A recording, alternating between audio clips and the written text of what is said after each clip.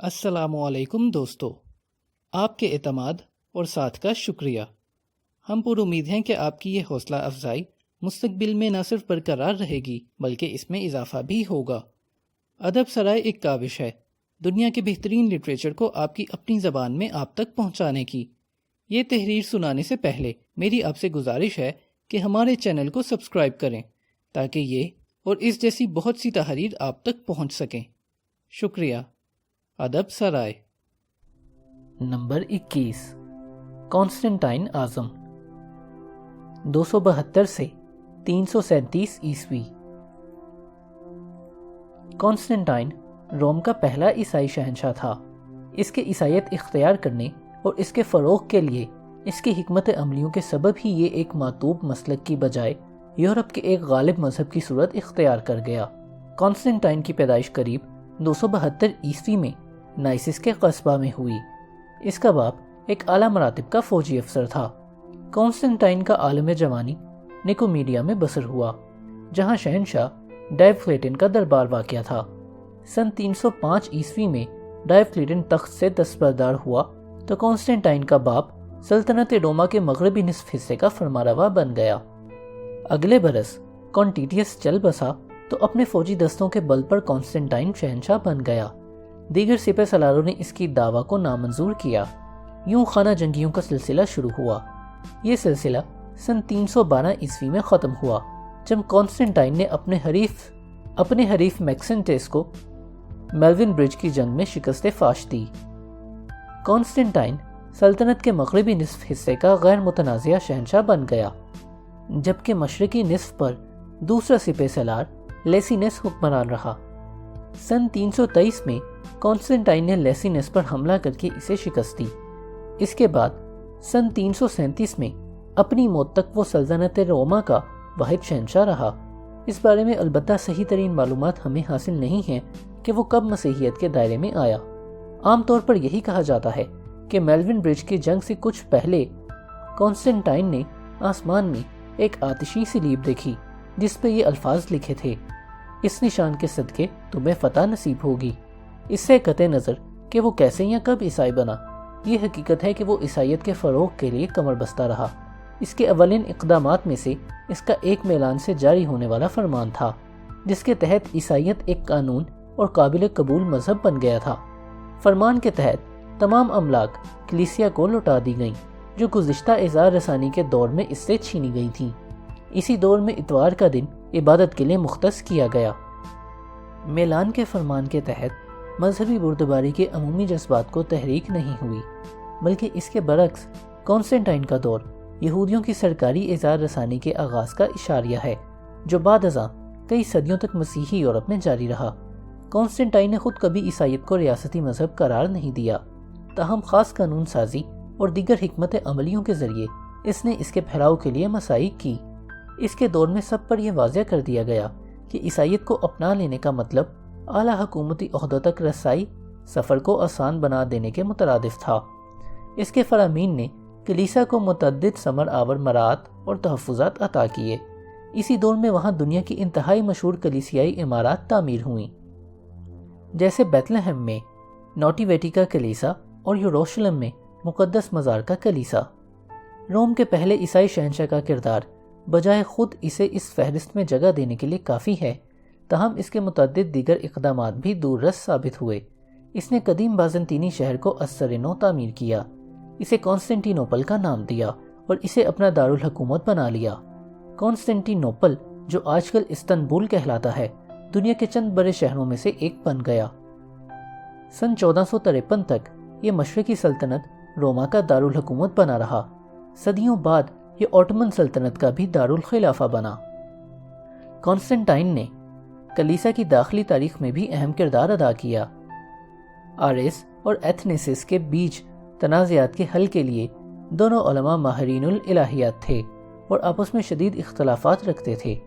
Constantine نے سن 325 میں نکاشیا کی مجلس کی بنیاد رکھی اور اپنی مساعی سے اس میں روح پھونک دی۔ یہ کلیسا کی پہلی عوامی مجلس تھی جس میں کانسٹنٹائن نے بھرپور حصہ لیا۔ اور راسخ نظریاتی کلیسائی عقائد تھے۔ اس سے بھی کہیں زیادہ اہم اس کی عوامی قانون سازی تھی۔ کانسٹنٹائن نے ان لوگوں کا تعارف پیش کیا جو مختلف مشاغل اور وراثت کا سبب بنے۔ اس نے ایک اور فرمان جاری کیا جس کی روح سے کالونی مزاروں کا ایک گروہ کو اپنی زمینوں کے حقوق سے محروم کر دیا گیا۔ جدید اصلاح میں اس فرمان نے کالونی کو غلام بنا دیا، یعنی انہی لوگوں کو ہیچ بنا دیا جو مستقل طور پر زمین سے جڑے رہتے تھے۔ ایسے ہی اقدامات نے قرون وسطیٰ کے یورپ کے مکمل سماجی ڈھانچے کے لیے بنیادیں استوار کیں۔ کانسٹنٹائن نے بستر مرگ پر اپنا بپتسمہ کروایا، جبکہ وہ اس واقعے سے بہت پہلے عیسائی بن چکا تھا۔ یوں معلوم ہوتا ہے کہ عیسائیت کے روحانی اسباق نے اسے مکمل طور پر چکرا دیا تھا۔ وہ اس دور کے حساب سے بھی ایک سفاک اور بے رحم انسان تھا، اور صرف اپنے دشمنوں کے لیے ہی ایسا نہیں تھا۔ چند وجوہات کی بنا پر جو مبہم ہے، سن 326 میں اس نے اپنی بیوی اور بڑے بیٹے کو موت کے گھاٹ اتار دیا۔ یہ جواز پیش کیا جا سکتا ہے کہ کانسٹنٹائن کے عیسائیت کو قبول کر لینے کے واقعہ نے تاریخ میں کوئی تبدیلی نہیں کی، بلکہ یہ محض ایک ناگزیر واقعہ تھا۔ اگرچہ شہنشاہ ڈائیوکلیٹن نے، جس کا دور حکومت سن 284 سے 305 عیسوی تک ہے، عیسائیت کے خلاف سنگین اقدامات کیے، لیکن اس کی مساعی اس مذہب کو دبانے میں ناکام رہیں، کیونکہ اس وقت تک عیسائیت اتنی مضبوط ہو چکی تھی کہ ایسے سنگین اقدامات کے ذریعے اسے اکھاڑنا ناممکن تھا۔ اس امر کے پیش نظر ڈائیوکلیٹن عیسائیت کا بال بھی بیکا نہ کر سکا تھا۔ ہاں، یہ کہا جا سکتا ہے کہ یہ اتنی مضبوط تھی کہ کانسٹنٹائن نہ بھی ہوتا، اس کے پھیلاؤ میں تب بھی کوئی فرق نہ پڑتا۔ ایسے معروضات دلچسپی سے خالی نہیں ہیں، تاہم یہ نامکمل ہیں۔ یہ فیصلہ کرنا مشکل ہے کہ کانسٹنٹائن کے بغیر کیا صورتحال ہوتی، تاہم یہ واضح ہے کہ اس کی پشت پناہی کے ساتھ عیسائیت اپنے پیروکاروں کی تعداد اور اپنے اثرات کے حوالے سے خوب پروان چڑھی۔ ایک مختصر گروہ کے مسلک کی بجائے یہ ایک ہی صدی میں دنیا کی سب سے بڑی سلطنت کا ایک غالب اور مضبوط مذہب بن گئی۔ کانسٹنٹائن یورپی تاریخ کی ایک مرکزی شخصیت تھی۔ اسے یہاں سکندر اعظم، نپولین اور ہٹلر جیسی معروف شخصیات سے بلند درجہ اس لیے دیا گیا ہے کیونکہ اس کی حکمت عملیوں کے اثرات بہرکیف دیر پا تھے۔ نمبر 22، جیمز واٹ، سن 1736 سے سن 1819 عیسوی۔ اسکاٹ لینڈ کے موجد جیمز واٹ کو عموماً دخانی انجن کا موجد قرار دیا جاتا ہے۔ وہ صنعتی انقلاب کی ایک اہم شخصیت تھا۔ در حقیقت واٹ دخانی انجن بنانے والا پہلا آدمی نہیں تھا۔ ایسی ہی ایک چیز اولین صدی عیسوی میں سکندریہ کے ہیرو نے بھی بنائی تھی۔ سن 1698 میں تھامس سیورے نے ایک دخانی انجن کے جملہ حقوق محفوظ کروائے تھے جو پانی کو کھینچنے کے لیے استعمال ہوتا تھا۔ سن 1712 میں ایک انگریز تھامس نیوکومین نے ایک قدرے بہتر انجن ایجاد کیا، لیکن اس انجن کی استعداد بھی ایسی بہتر نہ تھی اور یہ کوئلے کے کانوں سے پانی کھینچنے کے لیے استعمال ہوتا تھا۔ سن 1764 میں واٹ کی دخانی انجن میں دلچسپی پیدا ہوئی جب وہ نیوکومین کا انجن درست کر رہا تھا۔ اگرچہ اس نے اوزار کے کاریگر کے طور پر بس ایک ہی برس کی تربیت حاصل کی تھی، تاہم اس میں ایجاد کا غیر معمولی جوہر تھا۔ اس نے نیوکومین کے انجن میں جو اضافے کیے وہ اس درجہ اہم تھے کہ واٹ کو بلا شبہ اولین عملی دخانی انجن کا موجد قرار دیا جا سکتا ہے۔ واٹ کا ایسا پہلا انجن جس کے حقوق کی اس نے سن 1769 میں سند حاصل کی، وہ ایک علیحدہ آلہ تکثیف کے اضافے والی ایک کل تھا۔ اس نے ایک دخانی بیلن کا بھی اضافہ کیا۔ سن 1782 میں اس نے ایک دوہرے عمل والا انجن تیار کیا۔ چند چھوٹے اضافوں کے ساتھ یہ ایجادات دخانی انجن کے استعداد میں اضافے پر منتج ہوئیں۔ عملی طور پر استعداد میں اس اضافے سے اب ایک تیز رفتار مگر کہیں کم کارآمد کل اور ایک بے پایہ صنعتی افادے کے حامل آلے میں امتیاز قائم ہوا تھا۔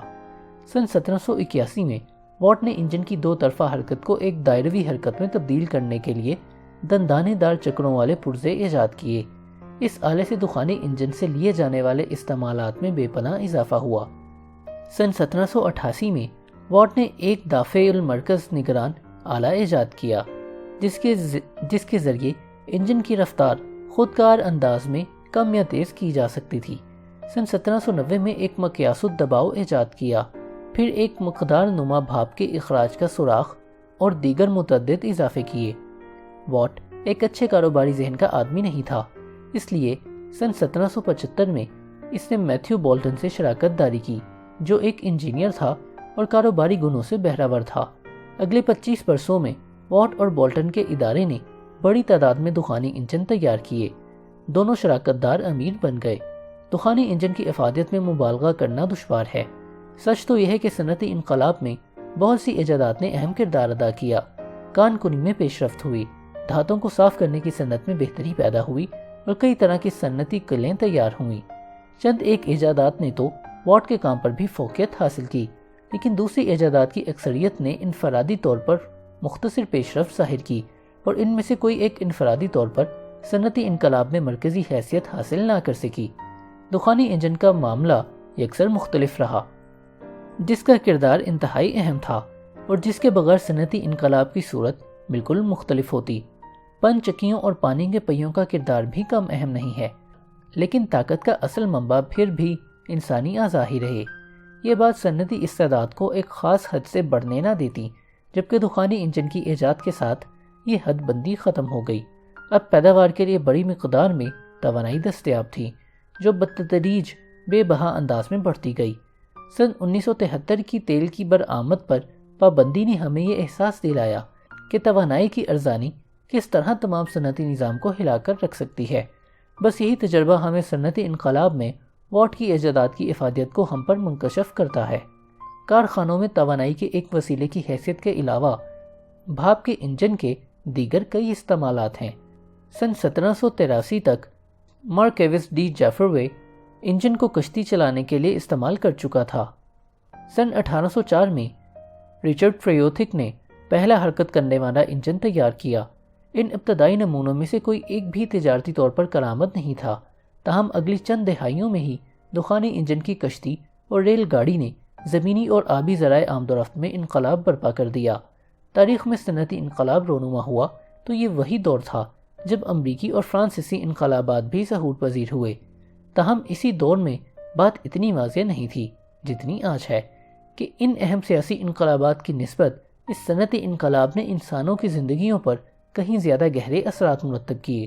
بس اسی نسبت سے ہم جیمز واٹ کو دنیا کی انتہائی اثر انگیز شخصیات میں شمار کر سکتے ہیں۔ Number 23، Michael Faraday. سن 1791 سے سن 1867 عیسوی یہ برقیات کا دور ہے۔ یہ سچ ہے کہ ہمارے دور کو خلائی اور بعض اوقات ایٹمی دور بھی کہا جاتا ہے۔ خلائی سفر اور ایٹمی ہتھیاروں کی چاہے کس قدر افادیت ہو، ان کا ہماری روزمرہ زندگیوں پر اثر اسی نسبت سے نہیں پڑتا۔ دوسری طرف ہم مسلسل برقیات کا استعمال کر رہے ہیں۔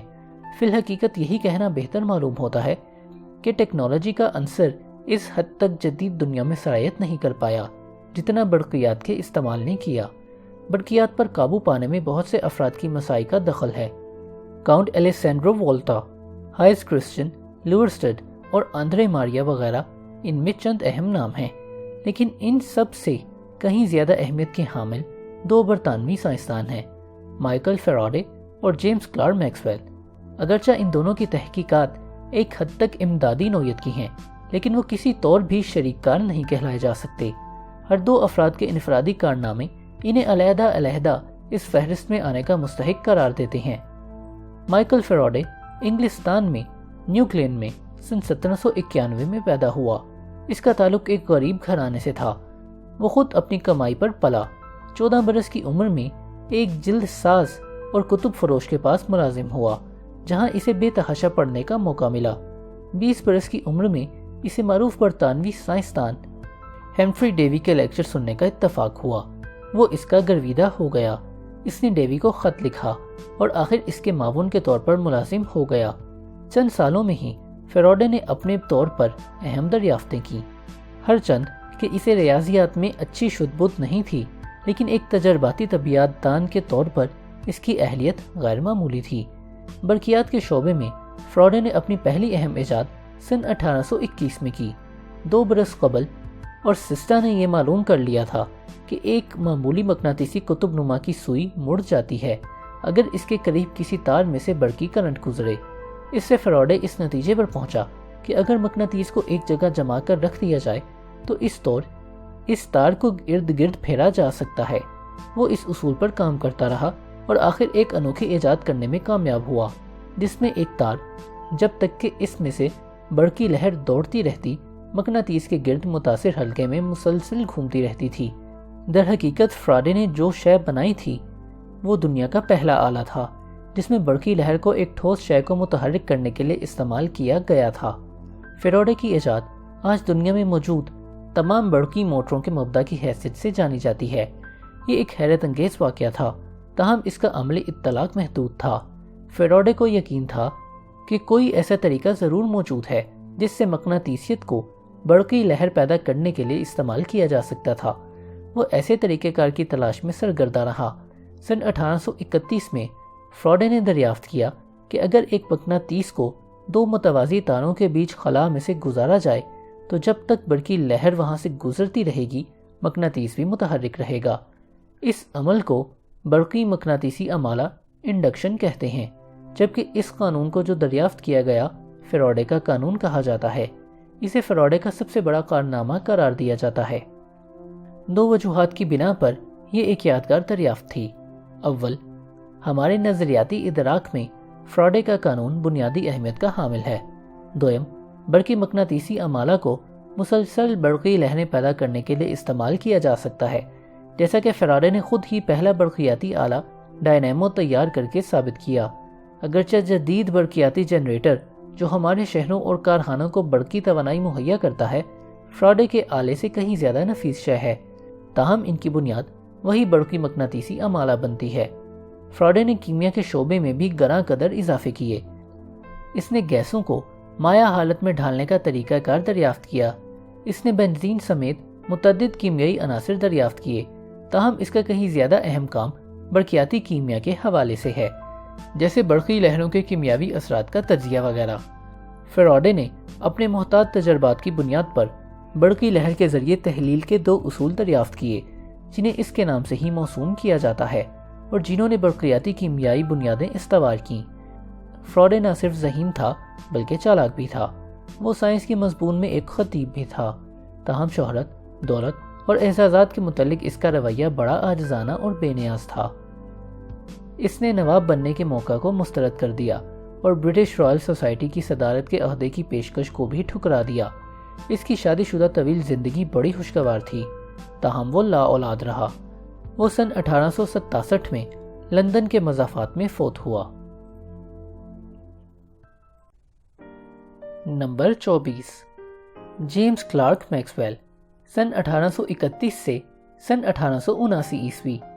عظیم برطانوی طبیعیات دان جیمز کلارک میکسویل کی وہ شہرت ان چار مساواتوں کی تشکیل بندی ہے جو برقیات اور مقناطیسیت کے بنیادی قوانین کو بیان کرتی ہیں۔ میکسویل سے پہلے بھی ان دو میدانوں میں کئی سالوں سے قبل ذکر تحقیق ہو رہی تھی اور یہ حقیقت بھی عام ہو چکی تھی کہ یہ باہم وابستہ شعبے ہیں۔ تاہم اگرچہ برقیات اور مقناطیسیت کے متعدد قوانین دریافت کیے جا چکے تھے جو خاص صورت احوال میں درست بھی تھے، تاہم میکسویل سے پہلے اس ضمن میں کوئی مکمل اور مربوط نظریہ موجود نہیں تھا۔ اپنی ان چار مختصر مگر نہایت نفیس مساواتوں میں میکسویل برقیاتی اور مقناطیسی میدانوں کے رویے اور باہمی تعامل کو درست طور پر بیان کرنے میں کامیاب ہو گیا۔ اس طور اس نے اس مظہر کے عظیم الجھاؤ کو ایک جامع نظریہ کی صورت میں تبدیل کر دیا۔ میکسویل کی مساواتیں گزشتہ صدی میں نظریاتی اور اطلاقی سائنس دونوں میدانوں میں کثرت سے استعمال ہوئی ہیں۔ میکسویل کی مساواتوں کی سب سے بڑی خوبی تو یہ ہے کہ وہ بہت عمومی ہیں، جو ہر طرح کے حالات میں منطبق ہو سکتی ہیں۔ برقیات اور مقناطیسیت کے سبھی پہلے سے موجود قوانین میکسویل کی مساواتوں سے اخذ کیے جا سکتے ہیں، حتیٰ کہ پہلے سے معلوم شدہ نتائج کی ایک بڑی تعداد بھی ان سے اختراع کی جا سکتی ہے۔ ان نئے نتائج میں اہم ترین تو خود میکسویل نے ہی ان سے اخذ کیے۔ اس کی مساواتوں سے یہ ثابت کیا جا سکتا ہے کہ برقی مقناطیسی حلقے کی دوہری گردش ممکن ہے۔ ایسی گردشیں برقی مقناطیسی لہریں کہلاتی ہیں۔ جب ایک بار شروع ہو جائیں تو پھر یہ باہر خلا میں بھی نفوذ کر جاتی ہیں۔ اپنی مساواتوں سے میکسویل نے یہ بھی ثابت کیا کہ ایسی برقی مقناطیسی لہروں کی رفتار زیادہ سے زیادہ 3 لاکھ کلومیٹر 1,86,000 میل فی سیکنڈ ہوگی۔ میکسویل نے دریافت کیا کہ یہی روشنی کی معین رفتار بھی ہے۔ اس سے اس نے یہ درست نتیجہ اخذ کیا کہ روشنی بجائے خود برقی مقناطیسی لہروں پر مشتمل ہے۔ میکسویل کی مساواتیں محض برقیات اور مقناطیسیت کے بنیادی قوانین ہی نہیں بلکہ بصریات کے بھی بنیادی قوانین کی بنیاد ہیں۔ مزید برآں اس کی مساواتوں سے پہلے موجود بصریات کے قوانین اور وہ حقائق اور تأملات بھی مستخرج کیے جا سکتے ہیں جو پہلے غیر معلوم تھے۔ قابل ادراک روشنی اس برقی مقناطیسی شعاع افشانے کی واحد ممکنہ صورت نہیں ہے۔ میکسویل کی مساواتیں ثابت کرتی ہیں کہ دیگر برقی مقناطیسی لہروں کا وجود ممکن ہے جو اپنی درازی اور رفتار میں قابل ادراک روشنی سے مختلف ہیں۔ ان نظریاتی مستخرجات کا اثبات بعد ازاں ہینرچ ہیٹنز نے بڑے شاندار طریقے سے کیا، جو ان ناقابل ادراک لہروں کو پیدا اور شناخت کرنے کے اہل تھا جن کی موجودگی کی پیشن گوئی میکسویل نے کی تھی۔ چند سال بعد گوگلیلمو مارکونی نے یہ ثابت کیا کہ یہ ناقابل ادراک لہریں بے تار ابلاغی وسائل کے لیے استعمال کی جا سکتی تھیں۔ یوں ریڈیو ایک حقیقت بن گیا۔ آج ہم ٹیلی ویژن بھی استعمال کر سکتے ہیں۔ X raise, cameras, infrared raise اور الٹرا وائلٹ ریز ان برقی مقناطیسی شعاع فشانی کی دیگر مثالیں ہیں۔ ان کا مطالعہ میکسویل کی مساواتوں کے توسط سے ممکن ہے۔ میکسویل کی اصل شہرت تو برقی مقناطیسیت اور بصریات میں اس کے گراں قدر اضافوں کے باعث ہے۔ اس نے سائنس کے دیگر میدانوں میں بھی قابل ذکر کارنامے انجام دیے، جن میں فلکیاتی نظریہ اور علم الاختراق وغیرہ شامل ہیں۔ اس کو گیسوں کی حرکیاتی نظریہ میں بھی دلچسپی تھی۔ میکسویل نے قیاس کیا کہ گیس کے سبھی مالیکیول ایک ہی رفتار سے گردش نہیں کرتے۔ چند مالیکیول سست روی سے حرکت کرتے ہیں، چند سریع رفتار ہوتے ہیں اور چند بے انتہا سبک رفتار ہوتے ہیں۔ میکسویل نے یہ کلیہ وضع کیا جس سے وہ اس بات کا اندازہ لگا سکتا تھا کہ مخصوص درجہ حرارت میں خاص گیسوں کے مالیکیولوں کا کون سا حصہ ایک خاص رفتار سے متحرک ہوگا۔ اس کلیہ کو میکسویل کی تقسیم کا نام دیا جاتا ہے۔ یہ نہایت زیادہ استعمال ہونے والی سائنسی مساواتوں میں سے ایک ہے۔ طبیعت کی مختلف شاخوں میں اس کے اہم اطلاقات ممکن ہیں۔ میکسویل سن 1831 میں اسکاٹ لینڈ کے شہر ایڈنبرگ میں پیدا ہوا۔ اس نے غیر معمولی تیزی سے سائنسی مہارت کی منازل طے کیں۔ صرف 15 برس کی عمر میں اس نے اپنا سائنسی مقالہ ایڈنبرگ رائل سوسائٹی کے سامنے پیش کیا۔ اس نے ایڈنبرگ یونیورسٹی میں داخلہ لیا اور کیمبرج یونیورسٹی سے گریجویشن کی۔ اس نے اپنی جوانی کا بیشتر حصہ پروفیسر کی حیثیت سے بسر کیا۔ اس کی آخری ملازمت کیمبرج میں تھی۔ اس کی شادی ہوئی مگر وہ لاولد رہا۔ میکسویل کو نیوٹن اور آئنسٹائن کے بیچ کے وقفے میں عظیم ترین نظریاتی طبیعیات دان تصور کیا جاتا ہے۔ سن 1879 میں وہ اپنی 48ویں سالگرہ سے کچھ ہی دیر پہلے کینسر کے عارضہ میں مبتلا ہو کر وقت سے پہلے ہی چل بسا۔ Number 25، Martin Luther. سن 1483 سے سن 1546 عیسوی مارٹن لوتھر ہی وہ شخص تھا جس نے رومن کیتھولک کلیسا کے خلاف کھلم کھلا سرکشی کر کے پروٹیسٹنٹ اصلاحات کی بنیاد رکھی۔ وہ جرمنی کے قصبہ آئسلبین میں سن 1483 میں پیدا ہوا۔ اس نے اعلیٰ مدرساتی تعلیم حاصل کی۔ کچھ وقت کے لیے قدرتاً اپنے والد کے اصرار پر قانون کے اسباق بھی پڑھے، تاہم وہ قانون کی تعلیم ادھوری چھوڑ کر آگسٹینین راہب بن گیا۔ سن 1512 میں اس نے وٹنبرگ یونیورسٹی سے الہیات میں ڈاکٹریٹ کی سند حاصل کی اور جلد ہی اس میں پڑھانے بھی لگا۔ کلیسا کے خلاف لوتھر کی مخالفت بتدریج ظاہر ہوئی۔ سن 1510 میں روم گیا، جہاں وہ رومی اہل کلیسا کی زر پرستی اور دنیا داری کو دیکھ کر ششدر رہ گیا۔ تاہم وہ سنگین واقعہ جس نے اس کے احتجاج کو یکبارگی شدید کر دیا وہ کلیسا کی طرف سے معافی ناموں کی فروخت تھی۔ ہر معافی نامہ در حقیقت کلیسا کی طرف سے سزا سے مکت قرار دینے کی کلیسیائی سند ہوتا۔ اس میں مقام سزا میں گنہگار کے لیے مقرر وقت میں بھی تخفیف کی رعایت شامل ہوتی تھی۔ 31 اکتوبر سن 1517 میں لوتھر نے وٹنبرگ کے گرجا کے دروازے پر اپنا 95 نقاط پر مشتمل مضمون ٹانگ دیا۔ اس میں اس نے کلیسا کی زر پرستی اور بالخصوص اس کے معافی ناموں کی فروخت کو شدت سے مسترد کیا۔ اس نے اپنی عرضداشت کی ایک نقل میں نے اس کے استغفے اعظم کو بھی روانہ کی۔ مزید برآں اس نے اسے تباہ کروایا اور اس کی نقول ارد گرد تمام علاقے میں تقسیم کر دیں۔ کلیسا کے خلاف لوتھر کے اقدامات تیزی سے بڑھے۔ جلد ہی اس نے پوپ کے اختیارات کو رد کر دیا اور عمومی کلیسیائی انجمنوں کو بھی، اور یہ موقف اختیار کیا کہ اس کی رہنما فقط انجیل مبارک ہے اور سادہ عقل ہے۔ اس میں تعجب کی بات نہیں تھی کہ کلیسا ان افکار کو خاطر میں نہیں لایا۔ لودر کو کلیسا کے عہدیدار افسروں کے سامنے حاضری دینے کا حکم ہوا۔ متعدد سماعتوں اور غلطی تسلیم کر لینے کی کئی ہدایات کے بعد اسے سن 1521 میں کلیسا کی انجمن نے بدعتی قرار دیا اور اس کی تحریروں پر سخت ممانعت عائد کر دی۔ اس کا متوقع نتیجہ تو یہی تھا کہ لودر کو کھونٹے سے باندھ کر جلا دیا جائے، لیکن اس کے خیالات جرمن لوگوں میں خاصے پھیل چکے تھے اور دیگر متعدد افراد کے ساتھ وہ چند موثر جرمن شہزادوں کی حمایت بھی حاصل کر چکا تھا۔ لودر کو قریب ہی 1 سال کے دورانیے کے لیے روپوش ہونا پڑا، تاہم جرمنی میں اسے اس قدر حمایت حاصل ہو چکی تھی کہ وہ سنگین نوعیت کے نتائج سے محفوظ رہا۔ لودر ایک زرخیز ذہن کا مصنف تھا۔ اس کی بیشتر تحریریں نہایت مؤثر ثابت ہوئیں۔ اس کا ایک انتہائی اہم کارنامہ انجیل کا جرمن زبان میں ترجمہ تھا۔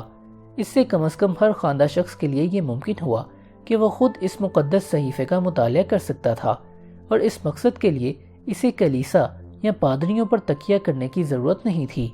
لودر کی شاندار نثر نے جرمن زبان اور ادب پر گہرے اثرات مرتب کیے۔ لودر کی الہیاتی فکر کو اس مختصر جگہ پر اجمالاً بیان کرنا دشوار ہے۔ اس کا ایک بنیادی نظریہ جواز برعقیدہ کا اصول تھا۔ یہ اصول سینٹ پال کی تحریروں سے ماخوذ تھا۔ لودر کا عقیدہ تھا کہ فطری طور پر انسان گناہ سے اس درجہ آلود تھا کہ محض نیک افعال ہی اسے اس فضیحت سے مکت کر دینے کے لیے کافی نہیں ہے۔ نجات صرف عقیدے کے وسیلے سے ہی ممکن ہے اور صرف خدا کی رحمت سے۔ اب واضح تھا کہ کلیسا کے معافی ناموں کی فروخت کا وتیرہ غیر مناسب اور غیر مؤثر تھا۔ بلا شبہ یہ روایتی نقطہ نظر کہ گرجا انسان اور خدا کے بیچ ایک ضروری ثالث موجود ہے، دراصل غلطی پر مبنی تھا۔ اگر لودر کے عقائد کی پیروی کی جاتی تو رومی کیتھولک کلیسا کا تمام نظریاتی نظام یک قلم مسترد ہو جاتا۔ کلیسا کے بنیادی کردار پر اعتراض کرنے کے علاوہ لودر نے کلیسا کی مخصوص متنوع عقائد اور عبادات کے خلاف بھی صدائے احتجاج بلند کی۔ مثال کے طور پر اس نے مقام سزا کے وجود سے انکار کیا۔ اس نے اس روایت کو بھی جھٹلایا کہ اہل کلیسا کے لیے مجرد رہنا ضروری ہے۔ خود اس نے سن 1525 میں ایک سابقہ راہبہ سے شادی کی۔ اس کے ایک ساتھ 6 بچے ہوئے۔ سن 1547 میں وہ فوت ہوا۔ اس وقت وہ اپنے آبائی قصبے ایس بیلین میں موجود تھا۔ مارٹن لودر اولین پروٹسٹنٹ مفکر نہیں تھا۔ اس سے قریب 100 سال پہلے بوہیمیا میں جان ہڈز اور 14ویں صدی عیسوی میں انگریز عالم جان وائٹ کلف نے ایسے ہی خیالات کا پرچار کیا تھا، جبکہ 12ویں صدی عیسوی کے فرانسیسی پیٹر والٹ کو ابتدائی پروٹسٹنٹ مفکرین میں شامل کیا جا سکتا ہے۔ تاہم ان تمام ابتدائی تحریکات کے اثرات بنیادی طور پر مقامی نوعیت کے تھے۔ سن 1517 تک کیتھولک کلیسا پر عدم اعتمادی اس قدر بڑھ گئی کہ لودر کی تحریروں نے شتابی سے احتجاج کا ایک سلسلہ جاری کیا جو یورپ کے ایک بڑے حصے میں پھیل گیا۔ لودر کو درست ہی ان اصلاحات کے آغاز کا اصل ذمہ دار قرار دیا جاتا ہے۔ ان اصلاحات کا سب سے بین نتیجہ متعدد پروٹسٹنٹ مسالک کی تشکیل کی صورت میں ظاہر ہوا، جبکہ خود پروٹسٹنٹ مت عیسائیت کی ایک شاخ ہے۔ اگرچہ اس کے پیروکار بہت زیادہ نہیں ہیں، پھر بھی ان کے معتقدین بدھ مت یا دیگر مذاہب کے ماننے والوں سے کہیں زیادہ ہیں۔ اصلاحات کا دوسرا اہم نتیجہ یورپ بھر میں اس سے ظاہر ہونے والا مذہبی خانہ جنگی کا پھیلاؤ بھی تھا۔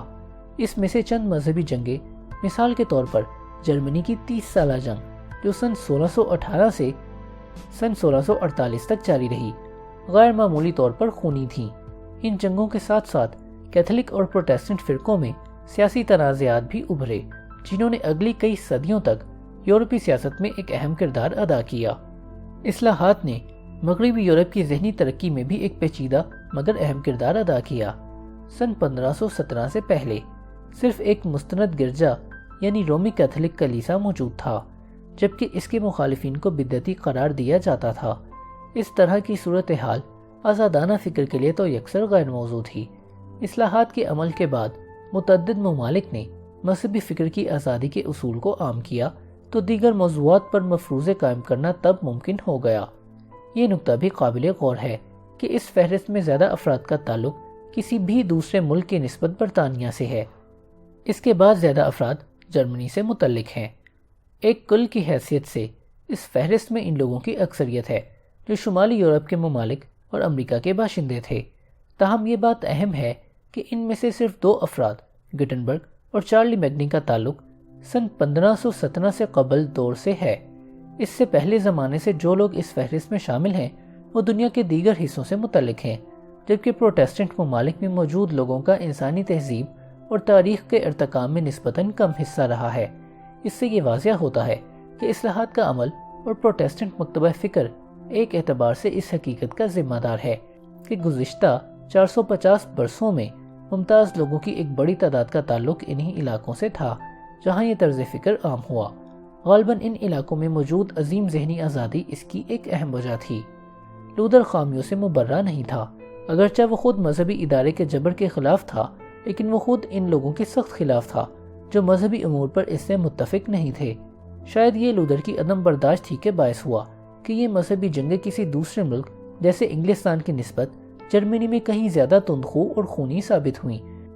مزید یہ کہ لودر سامیوں کے شدید خلاف تھا۔ شاید اس کی یہودیوں کے متعلق ان غیر معمولی مخاصمانہ تحریروں نے ہی 20ویں صدی میں جرمنی میں ہٹلر دور کے لیے راہ ہموار کی۔ لودر نے بار بار با اصول عوامی حکومت کی اطاعت کی افادیت پر اصرار کیا ہے۔ غالباً اس کا بنیادی مقصد یہی تھا کہ کلیسا عوامی حکومت کے کاموں میں مداخلت نہ کرے۔ یہ امر ذہن نشین رہنا چاہیے کہ اصلاحی تحریک فقط الہیاتی فکری مسئلہ ہی نہیں تھی، ایک حد تک یہ روم کے خلاف ایک قومیت پسندانہ جرمن بغاوت تھی، اور شاید یہی وجہ ہے کہ لودر کو جرمن شہزادوں کی اس قدر پشت پناہی حاصل رہی۔ لودر کے مقاصد سے قطع نظر اس کے بیانات نے متعدد پروٹیسٹنٹ جرمنوں کو سیاسی معاملات میں مطلقیت کو تسلیم کرنے پر آمادہ کیا۔ اس طور بھی لودر کی تحریروں نے ہٹلر کے دور کے لیے صورتحال کو موافق کیا۔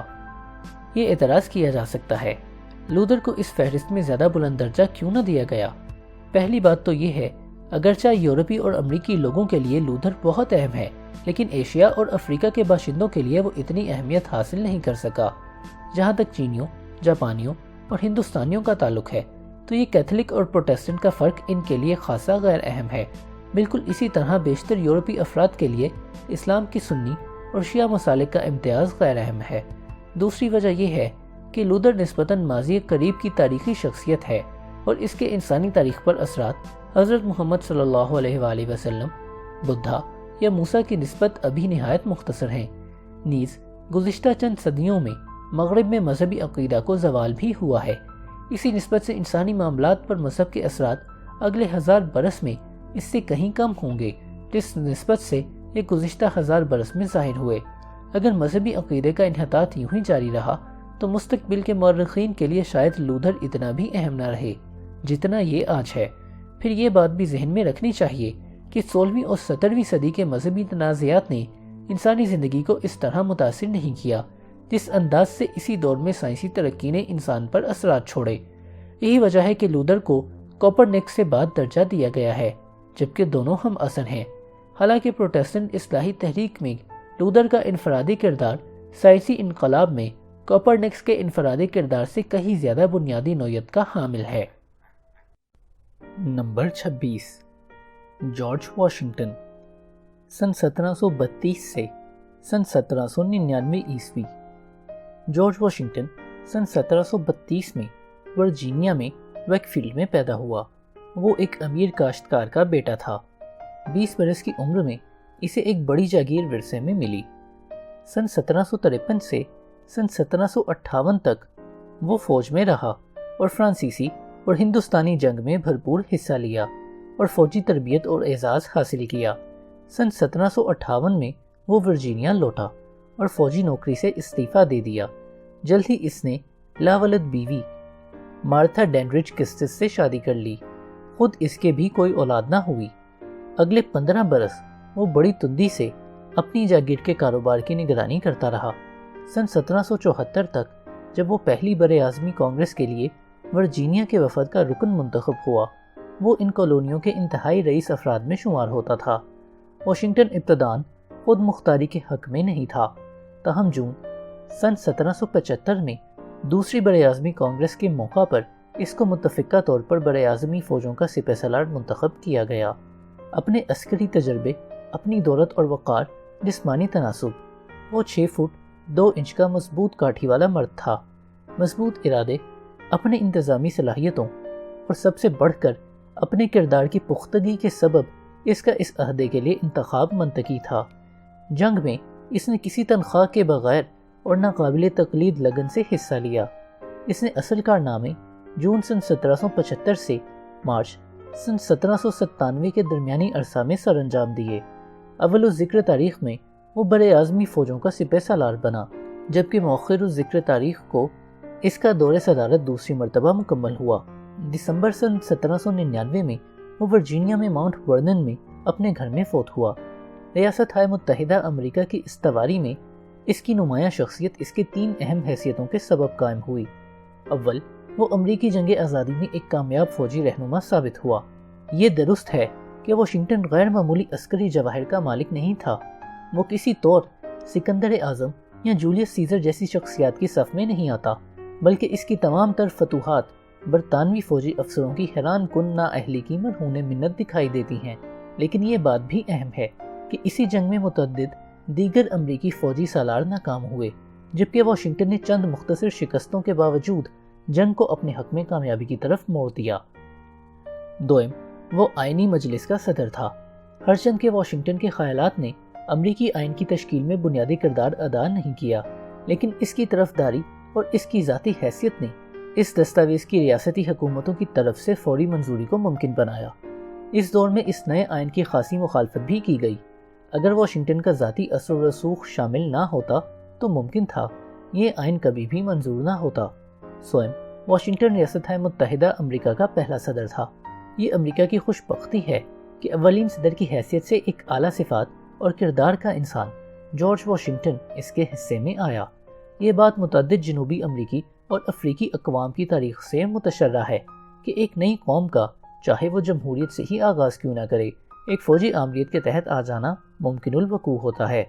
واشنگٹن نے اپنے پختہ کردار کے سبب اس نئی قوم کو انحطاط سے محفوظ رکھا۔ اسے مستقل طور پر اختیارات اپنے ہاتھ میں رکھنے کی حرص نہیں تھی، نہ اس میں بادشاہ یا آمر بننے کا جنون تھا۔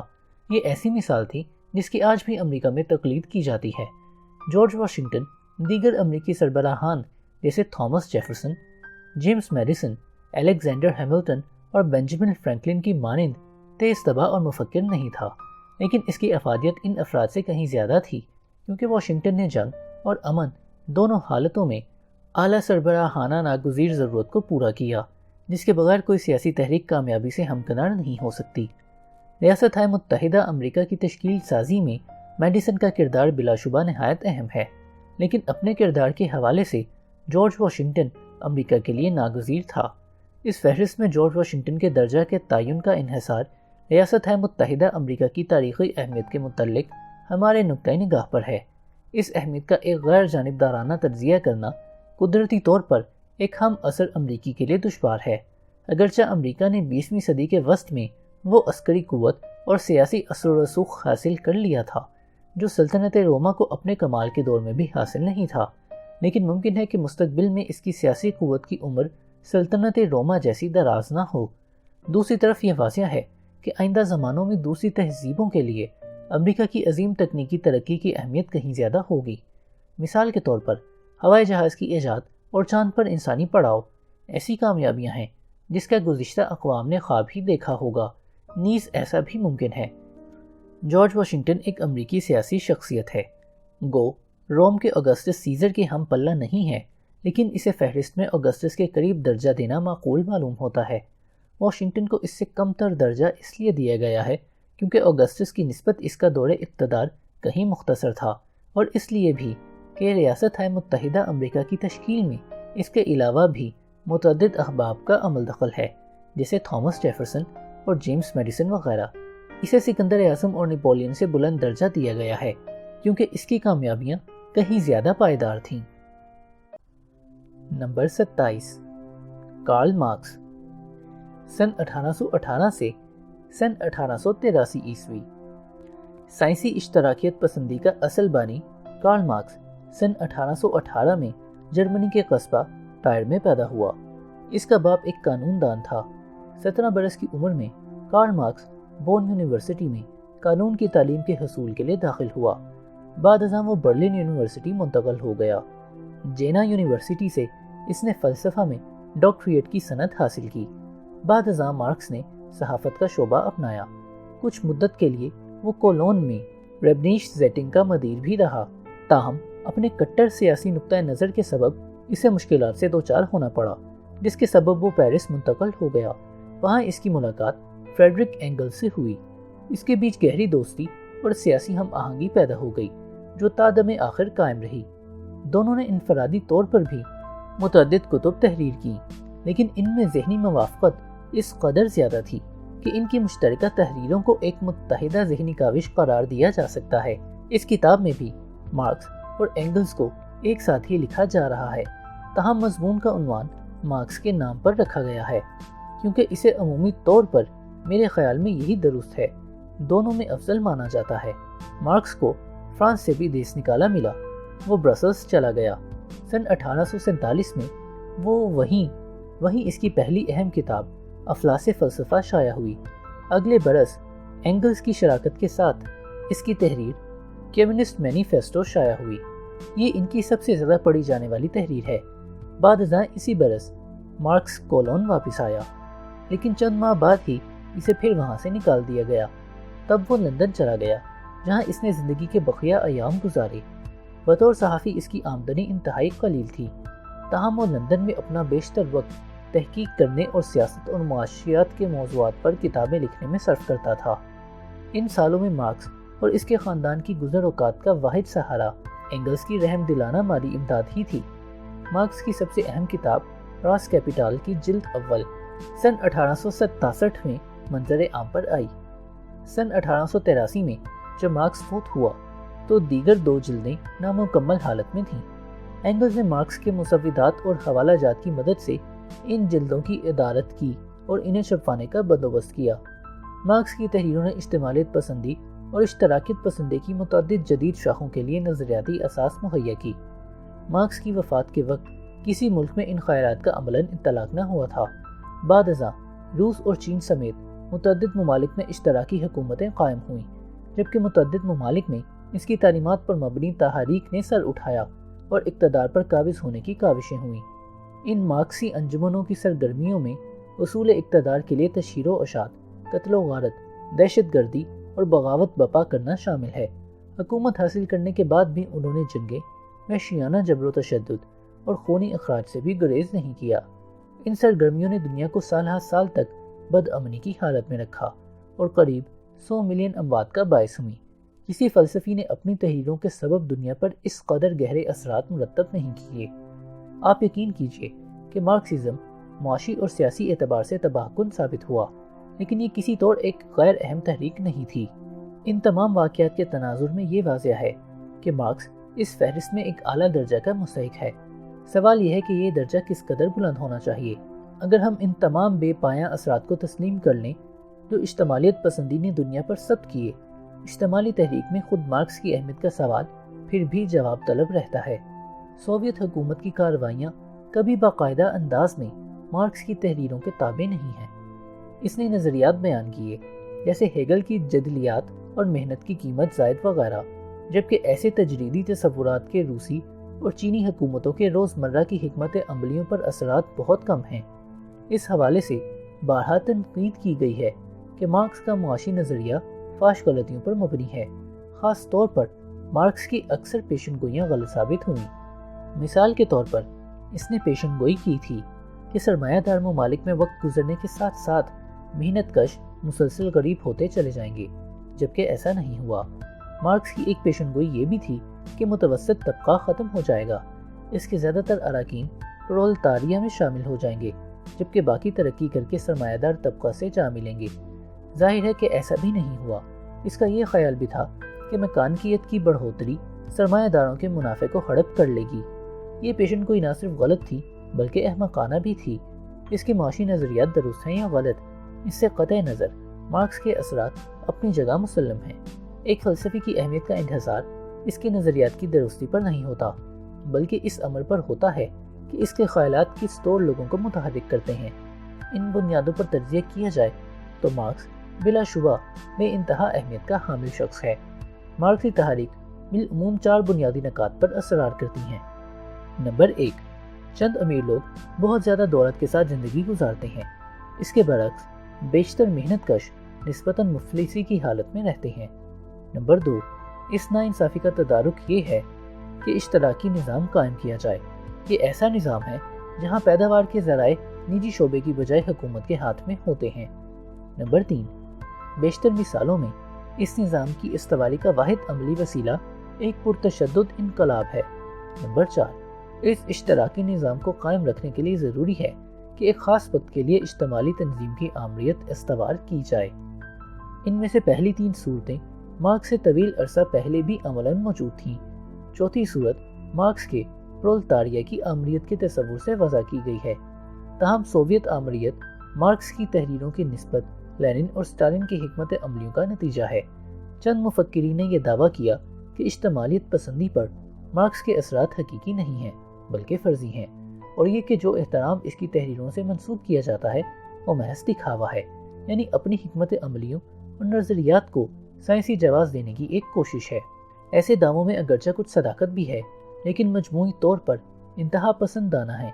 مثال کے طور پر لینن نے نہ صرف مارکس کی تعلیمات کا اتباع کا دعویٰ کیا ہے، اس نے انہیں پڑھا اور قبول بھی کیا، اور یہ اعتماد قائم کیا کہ وہ واقعی ان کا عملی اطلاق کر رہا ہے۔ یہی بات ماؤ زیدونگ اور متعدد دیگر اجتماعیت پسند قائدین کے متعلق کہی جا سکتی ہے، اور یہ بھی سچ ہے کہ مارکس کی نظریاتی غلط توضیح کی گئی۔ ایسی بات تو یسوع، بدھا اور حضرت محمد صلی اللہ علیہ وآلہ وسلم کی تعلیمات کے متعلق بھی کہی جا سکتی ہے۔ اگر واقعی متعدد مارکسی حکومتوں اور تحاریک کی بنیادی حکمت عملیاں براہ راست کارل مارکس کی تحریروں سے اخذ کی گئی ہوتی تو اس کا درجہ یقیناً اس فہرست سے زیادہ بلند ہوتا۔ مارکس کے چند نظریات جیسے اس کا تاریخ کی معاشی توضیح آج بھی مؤثر ہے اگر تمام اشتراکیت پسند حکومتیں فنا ہو جائیں۔ ظاہر ہے اس فہرست میں مارکس کے درجے کے تعین کا فیصلہ کرنے کے لیے بنیادی ضرورت یہ ہے کہ تجزیہ کیا جائے کہ دنیا کی طویل تاریخ میں اجتماعیت پسندی کی کیا اہمیت بنتی ہے۔ مارکس کی وفات کی 1 صدی کے بعد آج 1 بلین سے زائد ایسے لوگ موجود ہیں جو اس کے معتقد ہیں۔ یہ کسی بھی نظریے سے وابستہ افراد کی سب سے زیادہ تعداد ہے، نہ صرف باللحاظ تعداد بلکہ دنیا کی جملہ آبادی کے ایک بڑے حصے کے طور پر بھی۔ یہ حقیقت متعدد اجتماعیت پسندوں کو پر امید اور ان کے مخالفین کو خوفزدہ کرتی ہے کہ روز آخر کار دنیا میں مارکسزم کی حتمی جیت ہوگی۔ اس کتاب کی اولین اشاعت پر میں نے لکھا تھا، گو کسی کو علم نہیں ہے کہ اجتماعیت پسندی کی عمر کیا ہوگی اور کب یہ تمام ہوگی، لیکن یہ بات بہرکیف واضح ہے کہ یہ نظریہ بڑے ٹھوس انداز میں محفوظ ہے اور آنے والی چند صدیوں میں یہ دنیا کے مؤثر نظریات میں سے ایک ہوگا۔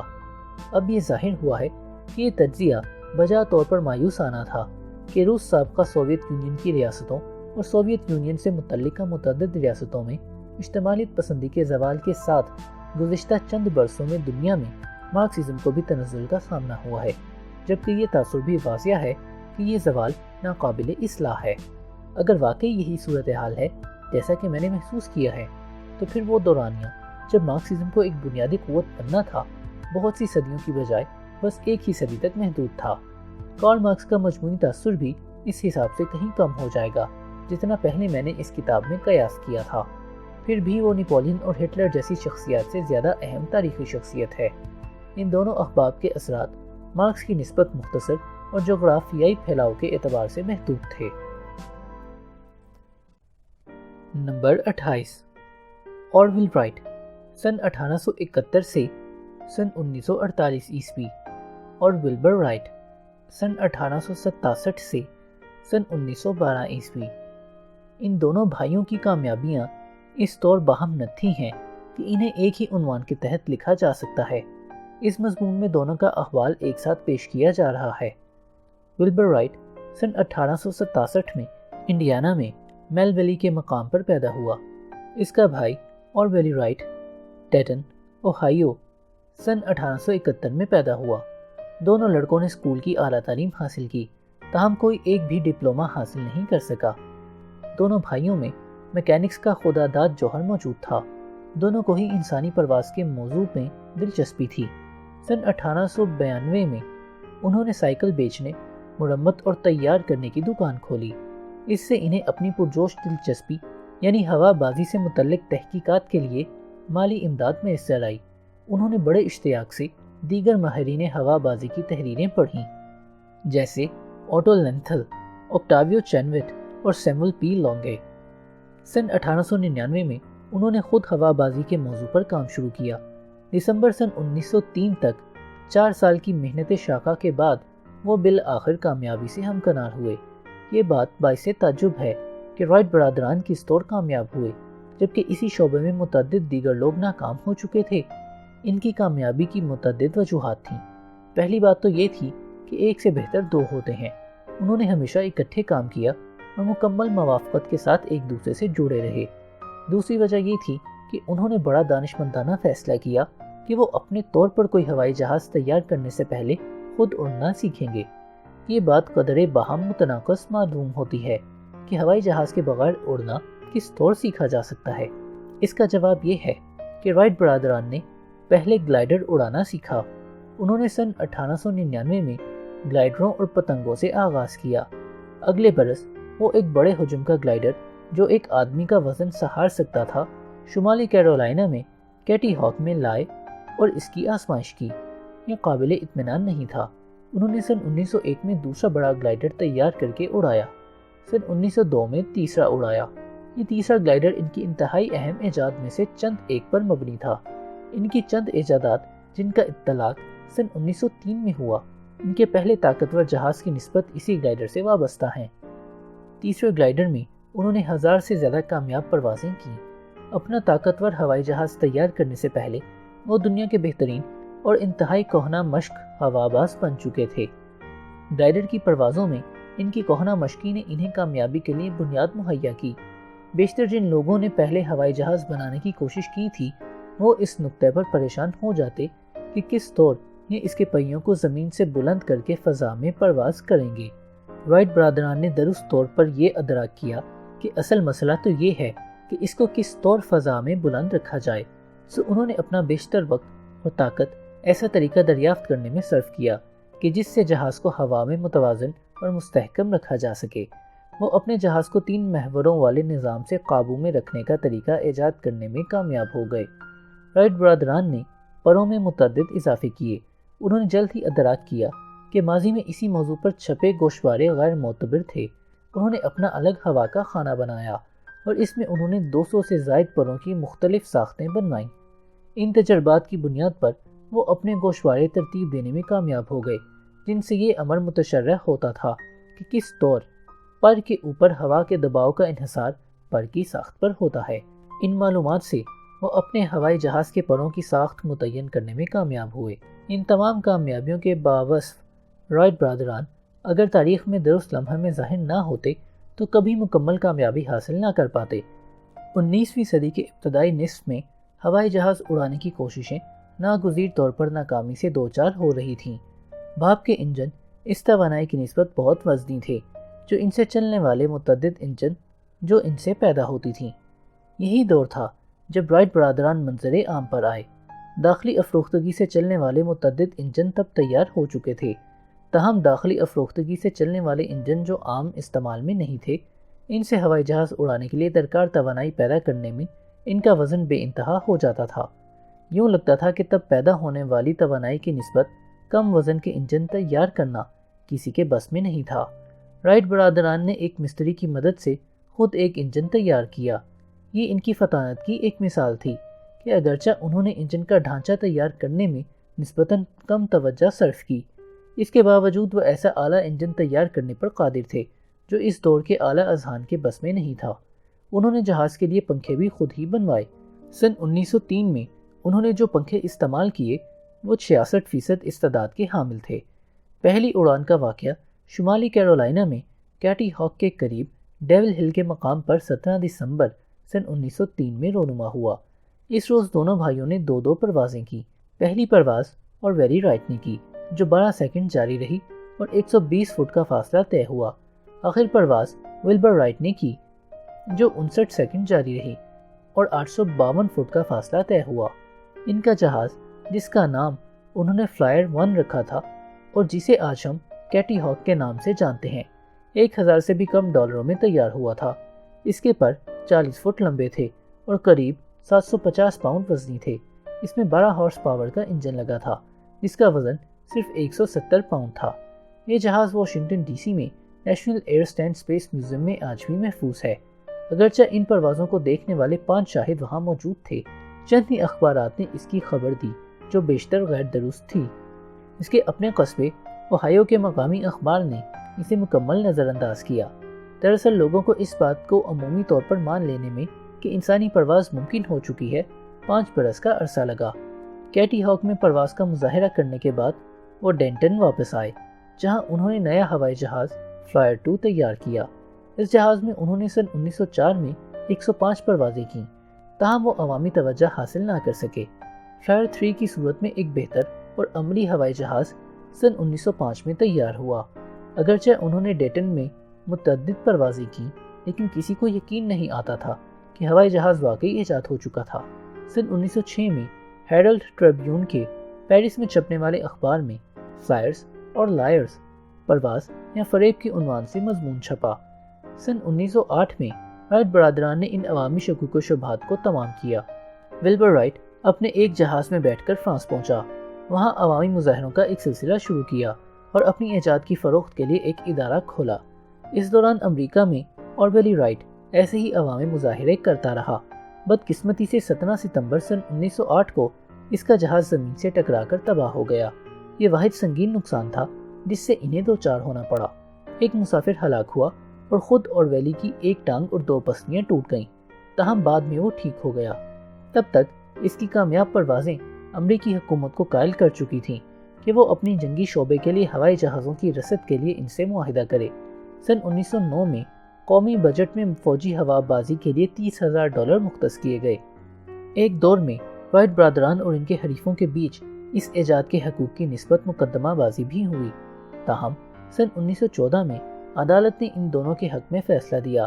اس دوران میں ولبر رائٹ ٹائیفائڈ کے بخار میں مبتلا ہو کر سن 1912 میں چل بسا، جبکہ اس کی عمر صرف 45 برس تھی۔ اوربیلی رائٹ نے سن 1915 میں ہوائی جہازوں کی کمپنی میں اپنے حصص کو فروخت کر دیا۔ وہ سن 1948 میں فوت ہوا۔ دونوں بھائی تمام عمر مجرد رہے۔ اس میدان میں اس سے قبل بھی متعدد تحقیق اور مساعی اور تجربات ہو چکے تھے، لیکن اس امر پر کلام ممکن نہیں ہے کہ ہوائی جہاز کی ایجاد کا صحرا رائٹ برادران کے سر ہی بنتا ہے۔ یہ فیصلہ کرتے ہوئے کہ انہیں فہرست میں کسی درجہ پر رکھا جائے، خود ہوائی جہاز کی افادیت کو پیش نظر رکھنا ضروری ہے۔ میرا خیال ہے کہ ہوائی جہاز ایک طباعتی مشین یا ایک دخانی انجن سے کہیں کم اہم ایجاد ہے، کیونکہ مؤخر الذکر دونوں ایجادات نے انسانی تاریخ میں انقلاب برپا کر دیے تھے۔ اس کے باوجود اس کی افادیت اپنے طور پر کم نہیں ہے، نہ حالت جنگ میں اور نہ امن میں۔ اگلی چند دہائیوں میں ہی ہوائی جہاز نے ہماری وسیع و عریض زمین کو سمیٹ کر مختصر کر دیا، نیز یہ کہ انسانی پرواز کی کامیابی نے خلائی سفر کی ترقی کو بھی ممکن بنایا۔ صدہا برسوں سے انسان ہوائی سفر کا خواب دیکھتا آیا تھا۔ عملی لوگوں کا ہمیشہ یہ خیال رہا کہ الف لیلوی داستانوں کے جادوئی قالین فقط خواب ہیں، حقیقی دنیا میں ایسا کبھی نہیں ہو سکتا۔ رائٹ برادران کے خدا داد جوہر نے انسان کے اس ترینہ خواب کو ممکن کر دکھایا اور ایک جادوئی کہانی کو حقیقت بنا دیا۔ نمبر 29، چنگیز خان۔ سن 1162 سے سن 1227 عیسوی عظیم منگول فاتح چنگیز خان قریب 1162 میں پیدا ہوا۔ اس کا باپ ایک معمولی منگول سردار تھا جس نے اپنے بیٹے کا نام ایک مفتوح حریف سردار کے نام پر تیموجن رکھا۔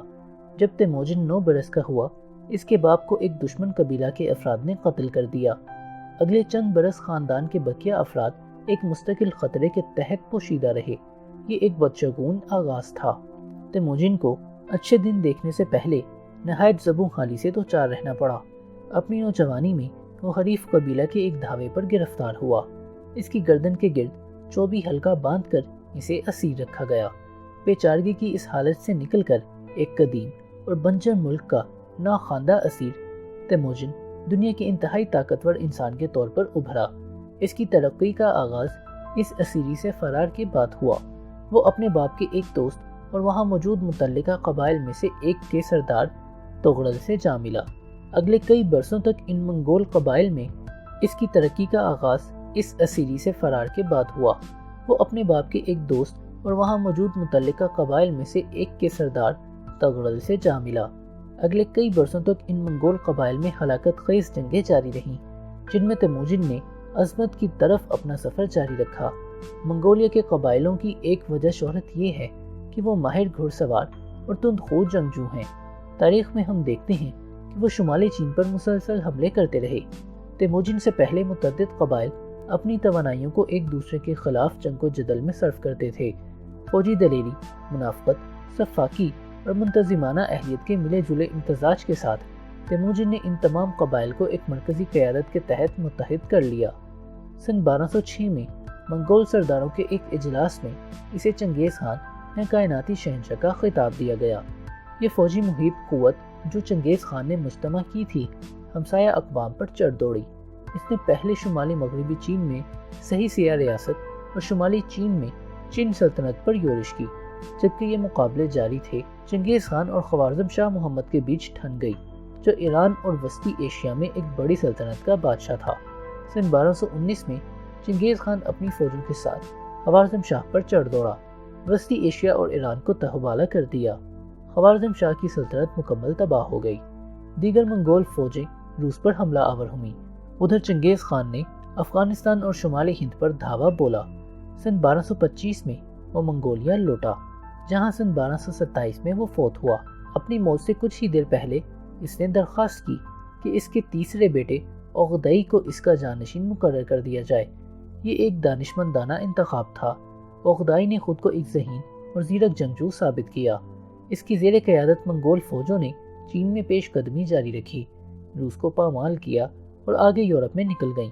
سن 1241 میں منگول فوجوں نے جو بوداپیسٹ تک بڑھ گئی تھیں، پولینڈ، جرمنی اور ہنگری کی فوجوں کو تہ دیگ کیا۔ اسی برس اوغدئی مر گیا۔ منگول فوجیں یورپ سے لوٹ آئیں اور کبھی ادھر واپس نہ آئیں۔ اس کے بعد جانشینی کے مسئلہ پر منگول سرداروں میں خاصی لے دے ہوئی، تاہم چنگیز خان کے پوتوں منگو خان اور قبلئی خان کی زیر سرکردگی منگول ایشیا میں داخل ہوئے۔ سن 1279 تک جب قبلئی خان نے چین کی فتح مکمل کی تو منگولوں کی سلطنت تاریخ کی وسیع ترین سلطنت بن چکی تھی۔ ان کے زیر تسلط روس، چین اور وسطی ایشیا کا علاقہ تھا۔ اس کے علاوہ ایران اور جنوبی مغربی ایشیا کا بیشتر حصہ بھی شامل تھا۔ ان فوجوں نے پولینڈ سے شمالی ہند تک کامیابی کے جھنڈے گاڑے، جب کوریا، تبت اور جنوب مشرقی ایشیا میں قبلئی خان کی بادشاہت قائم ہوئی۔ اس دور میں موجود آمد و رفت کے قدیم ذرائع کی موجودگی میں ایسی جسیم سلطنت تا دیر قائم نہیں رہ سکتی تھی، سو جلد ہی یہ حصوں بخروں میں تقسیم ہو گئی۔ تاہم کئی ریاستوں میں منگول حکومت طویل عرصے تک جاری رہی۔ سن 1368 میں منگولوں کو چین کے بیشتر حصوں سے خارج کر دیا گیا۔ روس میں ان کے اقتدار کی عمر دراز ہوئی۔ وہاں چنگیز خان کے پوتے باتو خان کی سلطنت کو بالعموم سنہری جرگہ کا نام دیا جاتا ہے۔ یہ 16ویں صدی تک قائم رہی، جبکہ کریمیا میں یہ اقتدار سن 1783 تک باقی رہا۔ چنگیز خان کے دیگر بیٹوں اور پوتوں نے وسطی ایشیا اور ایران میں سلطنتیں قائم کی۔ ان دونوں علاقوں کو 14ویں صدی میں تیمورلنگ نے فتح کیا، جو خود منگول نسل سے تھا اور خود کو چنگیز خان کا جانشین کہلاتا تھا۔ تیمورلنگ کی بادشاہت کا اختتام 15ویں صدی میں وقوع پذیر ہوا، لیکن یہ تمام منگول فتوحات اور اقتدار کا خاتمہ نہیں تھا۔ تیمورلنگ کے پڑ پوتے بابر نے ہندوستان پر حملہ کیا اور مغل یا منگول سلطنت کی بنیاد رکھی۔ بالآخر مغل حکمرانوں نے تمام ہندوستان پر قبضہ کیا اور یہ اقتدار 8ویں صدی کے وسط تک قائم رہا۔ تاریخ میں ہم ایسے لوگوں یا پاگل انسانوں کی آمد کا تسلسل دیکھتے ہیں جنہوں نے دنیا کو فتح کرنے کی نیت باندھی اور بے پناہ کامیابیاں بھی حاصل کی۔ ان سر پھنوں میں سکندر اعظم، چنگیز خان، نیپولین بوناپارٹ اور ایڈولف ہٹلر ممتاز نام ہیں۔ آخر ان چاروں کا نام اس فہرست میں اس قدر ممتاز کیوں رکھا گیا ہے؟ کیا خیالات فوجوں سے زیادہ دقیق نہیں ہیں؟ میں اس بات سے متفق ہوں کہ قلم کی طاقت تلوار سے کہیں زیادہ ہے۔ ان چاروں شخصیات نے ایک وسیع علاقہ اور آبادی پر حکمرانی کی اور اپنے ہم عصروں کی زندگیوں پر ایسے انمٹ نقوش مرتسم کیے، سو انہیں عمومی لٹیروں کی صف میں ہرگز شمار نہیں کیا جا سکتا۔ نمبر 30، ایڈم اسمتھ، سن 1723 سے سن 1790 عیسوی۔ معاشی نظریہ کے پیش رفت میں اہم ترین شخصیت ایڈم اسمتھ اسکاٹ لینڈ کے قصبہ کرکالڈی میں سن 1723 میں پیدا ہوا۔ نوجوانی میں وہ آکسفورڈ یونیورسٹی میں داخل ہوا۔ سن 1751 سے سن 1764 تک وہ گلاسگو یونیورسٹی میں فلسفہ کا استاد رہا۔ اس دوران میں اس کی پہلی کتاب اخلاقی جذبات کا نظریہ شائع ہوئی، جس نے اسے علماء کی صف میں ایک ممتاز مقام دیا۔ تاہم اس کی لازوال شہرت کا انحصار اس کی عظیم تصنیف اقوام عالم کی دولت کی نوعیت اور وجوہات کی تحقیق پر ہے، جو سن 1776 میں منظر عام پر آئی۔ فوراً ہی اس نے ماہرین کی توجہ حاصل کی۔ باقی تمام عمر اس نے اسی سے شہرت اور عزت پائی۔ سن 1790 میں کرکارڈلی میں فوت ہوا۔ اس نے مجرد زندگی گزاری۔ معاشی نظریے کے لیے تحقیق کرنے والوں میں ایڈم اسمتھ پہلا آدمی نہیں تھا، نہ ہی اس سے بیشتر معروف نظریات خود اس کے اختراع کردہ ہیں، لیکن وہ پہلا آدمی تھا جس نے جامعہ اور باقاعدہ نظریہ معاشیات پیش کیا، جو حقیقتاً اس شعبے میں مستقبل کی ترقی کی بنیاد ثابت ہوا۔ اس وجہ سے یہ کہنا بجا ہے کہ دولت اقوام عالم سیاسی معاشیات کے جدید علم کا نقطۂ آغاز ہے۔ اس کتاب کے اثرات میں سے ایک یوں ہے کہ اس نے ماضی کی متعدد غلط فہمیوں کی اصلاح کی۔ اسمتھ نے قدیم تاجرانہ نظریہ کو رد کیا، جس میں ایسی ریاست کی افادیت پر اصرار تھا جس کے پاس بے پایاں سونے کے ذخائر ہوں۔ اسی طور اس کتاب میں ریاست پسندوں کے نقطۂ آغاز کا بھی استدراج کیا گیا، جس کے مطابق زمین اصل دولت ہے۔ اس کے بجائے اسمتھ نے محنت کی بنیادی اہمیت پر اصرار کیا۔ اس نے پیداوار میں ممکنہ حد تک زیادہ اضافے پر زور دیا، جو تقسیم محنت کی بدولت ہی ممکن ہے۔ اس نے ان تمام حکومتی دقیانوسی اور بے ضابطہ بندشوں پر بھی جرح کی جو صنعتی ترقی کی راہ میں حائل تھیں۔ دولت اقوام عالم کا بنیادی خیال یہ ہے کہ بظاہر منتشر کھلی منڈی ایک خود کفیل نظام ہے، جو خود بخود اس نوع کی اور اس مقدار میں اشیاء پیدا کرنے لگتی ہے جس کی لوگوں کو ضرورت ہو اور جس کی مانگ زیادہ ہو۔ مثال کے طور پر ہم فرض کرتے ہیں کہ کسی مطلوبہ شے کی رسد کم ہے، قدرتی طور پر اس کی قیمت بڑھے گی۔ جتنی قیمت بڑھے گی، اس کے پیدا کرنے والوں کا منافع بھی بڑھے گا۔ اس زیادہ منافع کے سبب دیگر صنعت کار اس شعبے کو زیادہ سے زیادہ پیدا کریں گے۔ پیداوار میں یہ اضافہ حقیقی قلت کو ختم کر دے گا۔ مزید برآں بڑھی ہوئی رسد مختلف صنعت کاروں کے بیچ مسابقت کے باعث اس شے کی قیمت کو گھٹا کر اصل درجے پر لے آئے گی، جو کہ دراصل اس کی پیداواری لاگت کے برابر ہے۔ کسی نے اس قلت کو ختم کرنے میں معاشرے کی اعانت نہیں کی، لیکن مسئلہ پھر بھی حل ہو گیا۔ اسمتھ کے الفاظ میں ہر شخص صرف اپنے منافع پر نظر رکھے ہوئے ہے، لیکن وہ کسی غیر مرئی طاقت کے سبب ایک ایسے مقصد کی جانب رواں ہے جو خود اس کی منشا کا جز نہیں ہے۔ خود اپنے مقاصد کی تکمیل کے لیے وہ عموماً معاشرے کی بہتری میں ایسا مؤثر کردار ادا کرتا ہے جیسا شاید تب بھی اس کے لیے ممکن نہ ہو جب وہ عمدن ایسا کرنا چاہے۔ دولت اقوام عالم میں اسمتھ نے ایک حد تک کثرت آبادی پر مالتھس کے نظریات کی بھی پیشن گوئی کر دی تھی۔ تاہم ریکارڈو اور کارل مارکس دونوں کا اصرار تھا کہ آبادی کا دباؤ اجرتوں کو عمومی معاشی درجے سے بڑھنے نہیں دیتا۔ اسے اجرتوں کا نام یا آہنی قانون کہا جاتا ہے۔ اسمتھ نے واضح کیا کہ پیداوار کی بڑھوتری کی صورت میں اجرتوں میں بھی اضافہ ہوتا ہے۔ بالکل اسی طور واقعات نے ثابت کیا کہ اس نقطہ پر ایڈم اسمتھ درست تھا، جبکہ ریکارڈو اور مارکس غلط تھے۔ اسمتھ کے نقطہ نظر کی درستی کے سوال یا بعد کے نظریہ سازوں پر اس کے اثرات سے قطع نظر اہم بات یہ ہے کہ قانون سازی اور حکومتی حکمت عملیوں پر ان کے اثرات کس نوعیت کے تھے۔ دولت اقوام عالم بڑی مشتاقی اور صراحت کے ساتھ لکھی گئیں۔ کاروباری اور تجارتی امور میں حکومتی عدم مداخلت، کم محصولات اور آزاد تجارت کے حق میں اس کے نقطہ نظر نے 19ویں صدی کے دوران حکومتی حکمت عملیوں پر گہرے اثرات مرتب کیے۔ آج بھی ان اثرات کو محسوس کیا جا سکتا ہے۔ معاشی نظریہ اسمتھ کے بعد متعدد تبدیلیوں سے گزرا ہے اور اس کے چند نظریات متروک بھی ہو چکے ہیں۔ ایڈم اسمتھ کی اہمیت کو گھٹانا اگرچہ دشوار نہیں ہے، لیکن حقیقت تو یہ ہے کہ معاشیات کو ایک منظم علم کی صورت دینے والا بنیادی شخص وہی ہے۔ اس اعتبار سے انسانی فکری تاریخ میں اس کا شمار اہم شخصیات میں ہوتا ہے۔